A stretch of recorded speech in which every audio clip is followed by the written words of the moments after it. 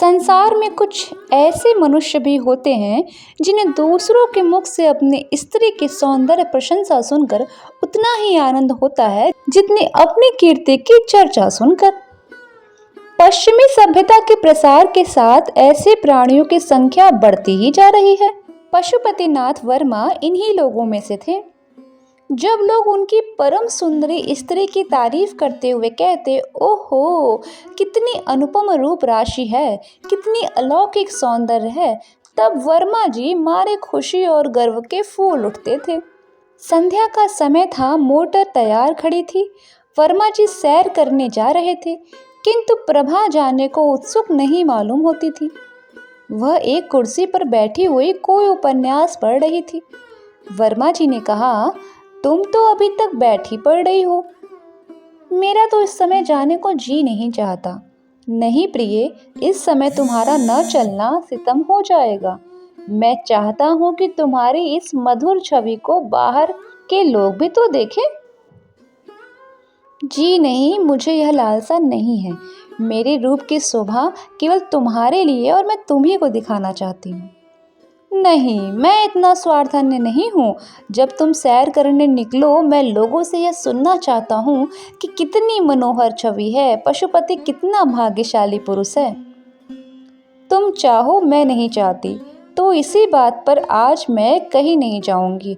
तुम भी मत जाओ, हम दोनों अपने ही बाग में टहलेंगे।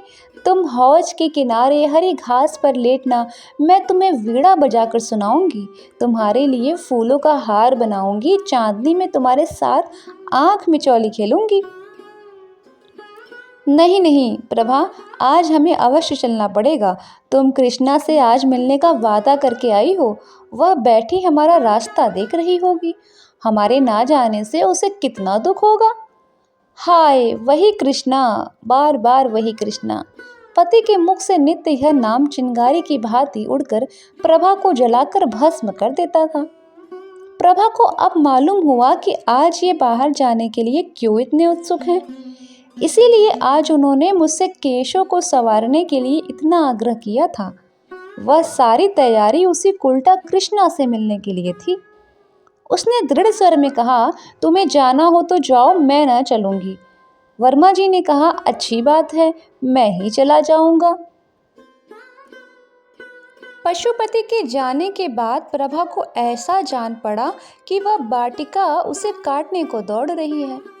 ईर्ष्या की ज्वाला से उसका कोमल शरीर हृदय भस्म होने लगा। वे वहां कृष्णा के साथ बैठे विहार कर रहे होंगे, उसी नागिन के केस वाली कृष्णा के साथ, जिसकी आंखों में घातक विष भरा हुआ है। मर्दों की बुद्धि क्यों इतनी स्थूल होती है? इन्हें कृष्णा की चटक मटक ने क्यों इतना मोहित कर लिया है? उसके मुख से मेरे पैर का तलवा कहीं ज्यादा सुंदर है। हाँ, मैं एक बच्चे की माँ हूँ और वह नव यौवना है। जरा देखना चाहिए उनमें क्या बातें हो रही है। यह सोचकर वह अपनी सास के पास आकर बोली, अम्मा इस समय अकेले जी घबराता है, चलिए कहीं घूम आए। सास बहू पर प्राण देती थी, चलने को राजी हो गई। गाड़ी तैयार करा के दोनों घूमने चली। प्रभा का श्रृंगार देखकर भ्रम हो सकता था कि वह बहुत प्रसन्न है, किंतु उसके अंतस्थल में एक भीषण ज्वाला दहक रही थी। उसे छिपाने के लिए वह मीठे स्वर में एक गीत गाती हुई जा रही थी। गाड़ी एक सुरम में उपवन में जाकर खड़ी हुई। सड़क के दोनों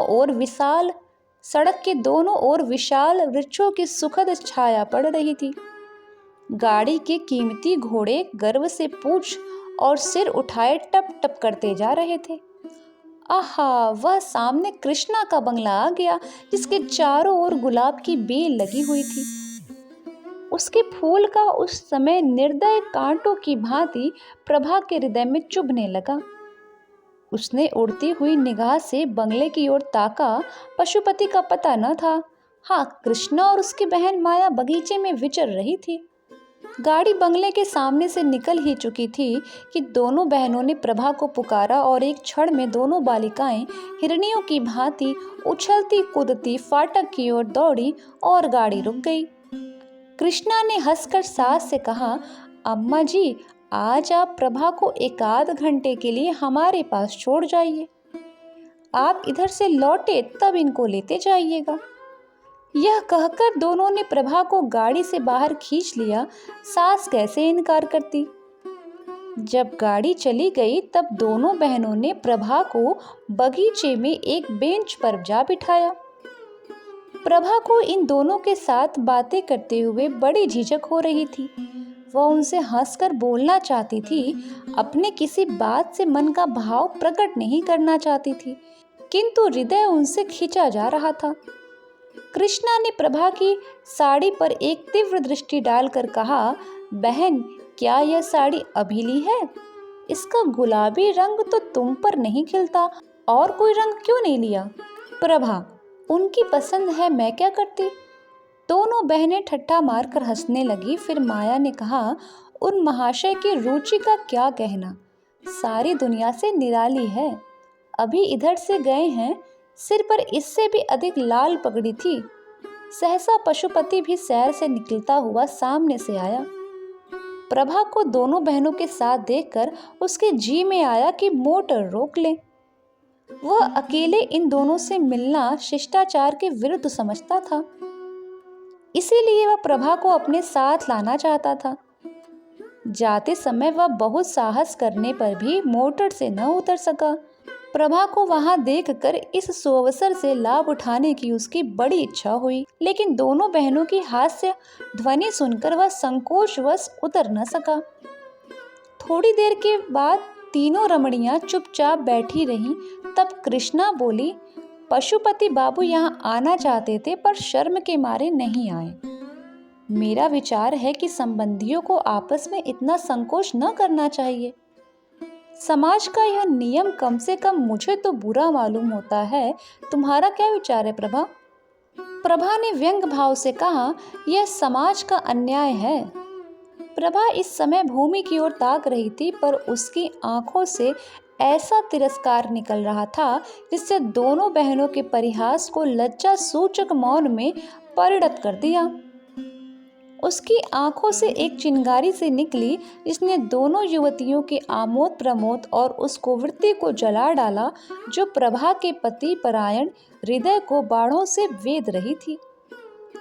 उस हृदय को जिसमें अपने पति के सिवा और किसी की कोई जगह न थी। माया ने जब देखा कि प्रभा इस वक्त क्रोध से भरी बैठी है, तब बेंच से उठकर खड़ी हुई और बोली, आओ बहन, जरा टहल लें। यहाँ बैठने से तो टहलना अच्छा रहेगा। प्रभा ज्यों की त्यों बैठी रही, पर वे दोनों बहनें बाग में टहलने लगी। उस वक्त प्रभा का ध्यान उन दोनों के वस्त्राभूषण की ओर गया। माया बंगाल की गुलाबी रेशमी की एक महीन साड़ी पहनी हुई थी, जिसमें न जाने कितनी चुन्नटें पड़ी थी। उसके हाथ में एक रेशमी छतरी थी, जिसे उसने सूर्य की अमित किरणों से बचने के लिए खोल लिया था। कृष्णा के वस्त्र भी वैसे ही थे। हाँ, उसकी साड़ी पीले रंग की थी और उसके घूंघर वाले बाल साड़ी के नीचे से निकलकर माथे और गालों पर लहरा रहे थे। प्रभा ने एक ही निगाह से ताड़ लिया, इन दोनों युवतियों में किसी को उसके पति से प्रेम नहीं है। केवल आमोद लिप्सा के वशीभूत होकर यह स्वयं बदनाम होंगी और उसके सरल हृदय पति को भी बदनाम कर देंगी। उसने ठान लिया कि मैं अपने भ्रमर को इन विषाक्त पुष्पों से बचाऊंगी और चाहे जो कुछ हो उसे इनके ऊपर मंडराने न दूंगी, क्योंकि यहाँ केवल रूप और बास है, रस का नाम नहीं है। प्रभा अपने घर लौटते ही उस कमरे में गई। उसकी लड़की शांति अपनी दाई की गोद में खेल रही थी।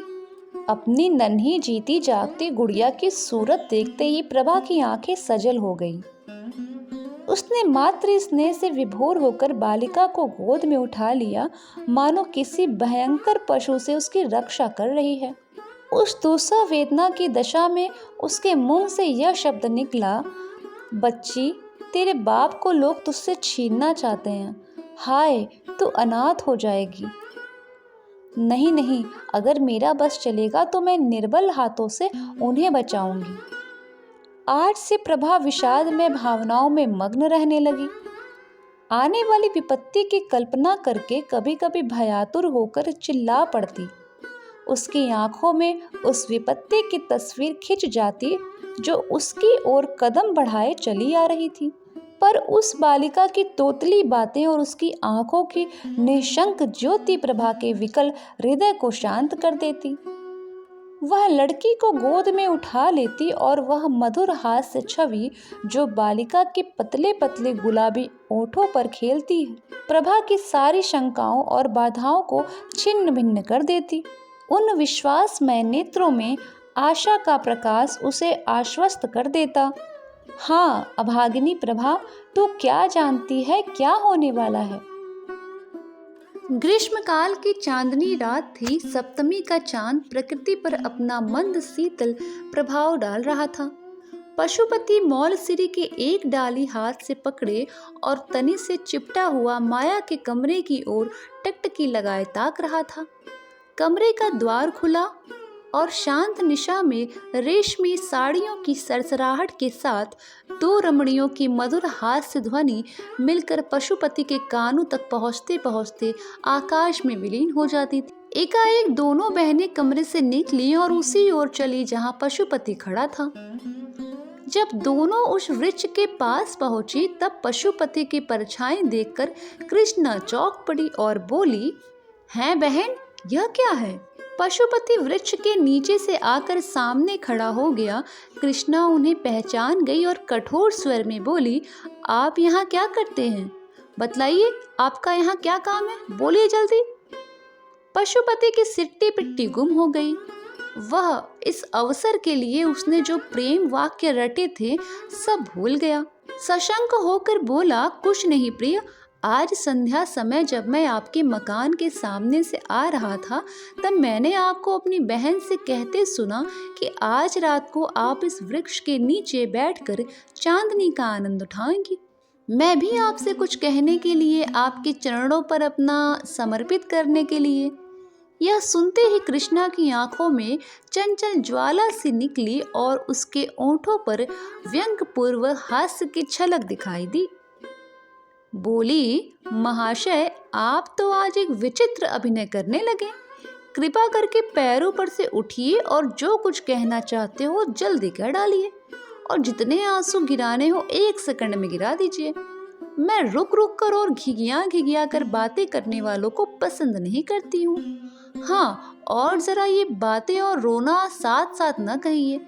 कहिए क्या कहना चाहते हैं। आप न कहेंगे, लीजिए समय बीत गया, मैं जाती हूँ। कृष्णा वहां से चल दी। माया भी उसी के साथ चली गई। पशुपति एक क्षण तक वहां खड़ा रहा और फिर वह भी उनके पीछे पीछे चला। मानो वह सुई है जो चुंबक के आकर्षण से आप ही आप खिंचा चला जा रहा है। सहसा कृष्णा रुक गई और बोली, सुनिए पशुपति बाबू, आज संध्या समय प्रभा की बातों से मालूम हो गया कि उन्हें आपका और मेरा मिलना जुलना बिल्कुल नहीं भाता। पशुपति, प्रभा की तो आप चर्चा ही छोड़ दीजिए। कृष्णा, क्यों छोड़ दूं? क्या वह आपकी स्त्री नहीं है? आप इस समय उसे घर में अकेली छोड़कर मुझसे क्या कहने के लिए आए थे? यही ना कि उसकी चर्चा न करूं? पशुपति, जी नहीं, यह कहने के लिए नहीं, अब वह विरागनी नहीं सही जाती। कृष्णा ने ठट्टा मारकर कहा, आप तो इस कला में बहुत निपुण जान पड़ते हैं। प्रेम, समर्पण, विरागनी, यह शब्द आपने कहाँ से सीखे? पशुपति, कृष्णा, मुझे तुमसे इतना प्रेम है कि मैं पागल हो गया हूँ। कृष्णा, तुम्हें प्रभा से क्यों प्रेम नहीं है? पशुपति, मैं तो तुम्हारा उपासक हूँ। कृष्णा, लेकिन यह क्यों भूल जाते हो कि तुम प्रभा के स्वामी हो? पशुपति, तुम्हारा तो दास हूँ। कृष्णा, मैं ऐसी बातें नहीं सुनना चाहती। पशुपति, तुम्हें मेरी एक एक बात सुननी पड़ेगी। तुम जो चाहो मैं करने को तैयार हूँ। कृष्णा, अगर यह बातें कहीं वह सुन ले तो? पशुपति, सुन ले तो सुन ले, मैं हर बात के लिए तैयार हूँ। मैं फिर कहता हूँ कि अगर तुम्हारी मुझ पर कृपा दृष्टि न हुई तो मैं मर जाऊंगा। कृष्णा, तुम्हें यह सब बात करते समय अपनी पत्नी का ध्यान नहीं आता? पशुपति, मैं उसका पति नहीं होना चाहता। मैं तो तुम्हारा दास होने के लिए बनाया गया हूँ। वह सुगंध जो इस समय तुम्हारी गुलाबी साड़ी से निकल रही है मेरी जान है। तुम्हारे ये छोटे छोटे पाँव मेरे प्राण हैं। तुम्हारी हंसी, तुम्हारी छवि, तुम्हारा एक एक अंग मेरे प्राण है। मैं केवल तुम्हारे लिए ही पैदा हुआ हूँ। कृष्णा, भाई अब तो सुनते सुनते कान भर गए। यह व्याख्यान और यह गद्य काव्य सुनने के लिए मेरे पास समय नहीं है। आओ माया, मुझे सर्दी लग रही है, चलकर अंदर बैठी। यह निष्ठुर शब्द सुनकर पशुपति की आंखों के सामने अंधेरा छा गया, मगर अब भी उसका मन यही चाहता था कि कृष्णा के पैरों पर गिर पड़े और इससे भी करुण शब्दों में अपने प्रेम कथा सुनाए।